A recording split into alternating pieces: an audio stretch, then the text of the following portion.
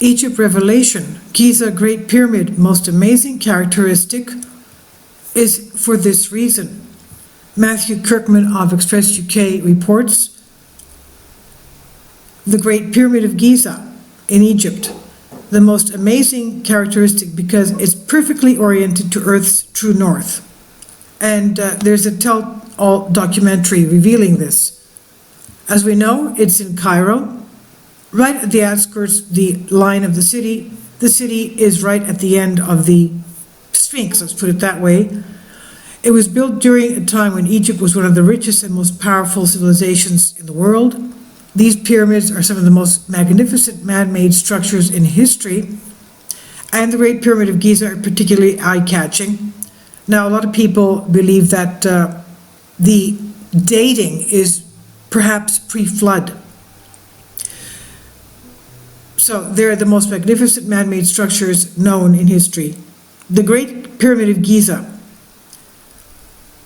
What is perhaps less known is that the structure's most amazing characteristic is its geographical orientation. According to Amazon Prime documentary, Aliens in Egypt.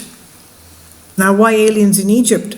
Well, recently something called the Tully Papyrus was found, and it's a recording of the Pharaoh of Egypt stating that he was a witness of an extraterrestrial UFO landing at the Giza pyramids, that they were overlords of the pharaohs even, and they were overlords of the whole world, the whole area and the whole world. They had advanced technology, advanced in everything. So thus, Prime documentary Aliens in Egypt, the documentary claims, quote, its sides are almost perfectly placed from north to south and east to west, being almost perfectly oriented on Earth's true north. Then the narrator questions how a civilization from the quasi-Stone Age was capable of determining true north. True north is calculated on a map by using the longitudinal lines, and it differs from the magnetic north indicated by a compass. It's located in the Arctic regions of Canada and continuously changes its location depending on the Earth's magnetic field. And we see now lately, we even had to recalibrate our GPSs because of the fact that it's moving, the magnetic north of Earth is moving at about 34 miles a year lately from Canada towards Siberia. Now, this Great Pyramid construction shows extraordinary astronomy, knowledge of astronomy, because the constructors, the architects, would measure the day, the year, and could precisely determine the equinox. Now, perhaps we shouldn't be that surprised about all this, the ancients knowing astronomy and the Earth's place in the solar system. Because let's remember what happened with the 1900 discovery of the Antikythera celestial clock device. Why were they measuring the timing of the constellations around Earth? What was the reason for measuring the constellations? I mean, going into the trouble of making such a huge, complicated device. The technology, the knowledge that went into that would have been astounding. Again, we didn't believe that such a computer, a celestial clock, could have been constructed by ancients. But what was the reason they constructed such a thing? Now, okay, the ancient Egyptians aligned the Great Pyramid of Giza along the cardinal points, northeast, southwest, by using the autumn equinox. An engineer who studies the Giza pyramids is Glenn Dash. He wrote a paper published in the Journal of Ancient Egyptian Architecture last year.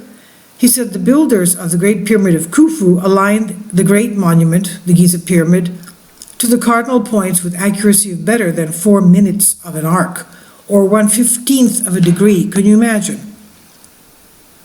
That's minimal. That's almost non-existent with the building of this size. The Pyramid of Khafre, also located at Giza, and the Red Pyramid, located at the site of Dashur, are also aligned with high degree of accuracy. Dash said all three pyramids exhibit the same manner of error They're rotated slightly counterclockwise from the cardinal points. Owen Gingerich, astronomer and science historian, says the ancient Egyptians used two bright stars in the Big Dipper and Little Dipper constellations to align their pyramids in a north-south direction. A fixture of the North Sky, Big Dipper and Little Dipper swings around the North Star Polaris like riders on a Ferris wheel. They go full circle around Polaris once a day, or every 23 hours and 56 minutes.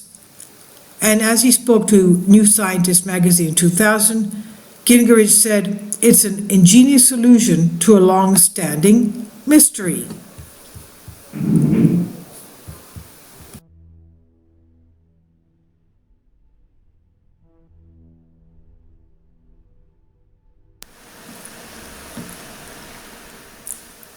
If you'd like to join me on my Patreon account, you will hear content not covered by mainstream media.